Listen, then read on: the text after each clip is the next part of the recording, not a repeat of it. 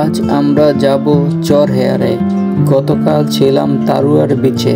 তারুয়ার beach থেকে আজকে চর হেয়ারের উদ্দেশ্যে রওনা দিব। চর হেয়ার এত সুন্দর, চর হেয়ারে না গেলে কখনো জানতাম না।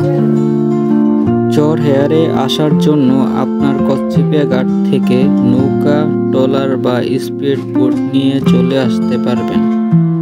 কচ্চিপিয়া ঘাটে আপনারা ঢাকা বা চাঁদপুর থেকে কিভাবে আসবেন আমার চরকুকরিমুকরি ভিডিওতে দেওয়া আছে। আমি চরকুকরিমুকরির ভিডিও লিঙ্ক কমেন্ট বক্সে দিয়ে রাখব। আমরা 3 দিনের জন্য নৌকা ভাড়া করে নিয়ে থাকি 3টা চরের জন্য। প্রথম দিন আমরা চরকুকরিমুকরি থাকি, দ্বিতীয় দিন তারুয়ার চর থাকি। আজকে আমরা তারুয়ার চর থেকে চর হেয়ারে রওনা দেই নৌকায় করে। সকালের নাস্তা আমরা নৌকায় সেরে ফেলি। আমাদের তারুয়ার চর থেকে চর হেয়ারে যেতে 2 ঘন্টার মতো সময় লাগে।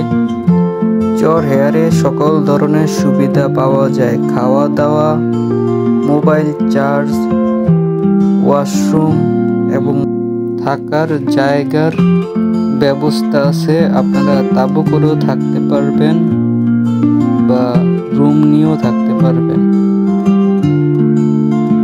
আমরা একটা ভালো জায়গা দেখে তাঁবু করে নিই। তাঁবুর একবারে সমুদ্রের পাশে করি, যে তাঁবুর থেকে সমুদ্র দেখা যায়।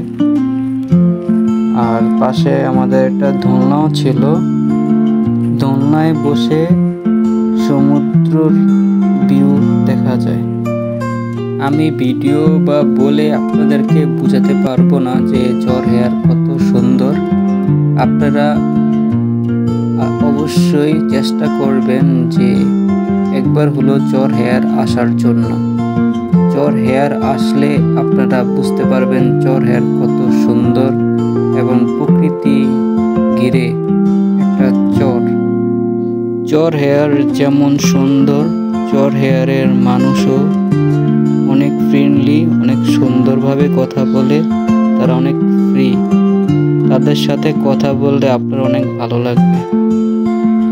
চর হেয়ারে আসলে অবশ্যই আপনারা একটা নৌকা রিজার্ভ করে নিয়ে আসবেন, না হলে যাওয়ার সময় নৌকা পাওয়া যাবে না। নৌকা নিয়ে আসলে আপনারা নৌকা পাবেন, না হলে পাবেন না। আজকের জন্য এখানেই বিদায়। সবাই ভালো থাকবেন। নতুন ব্লগ নিয়ে আবার দেখা হবে আপনাদের সাথে।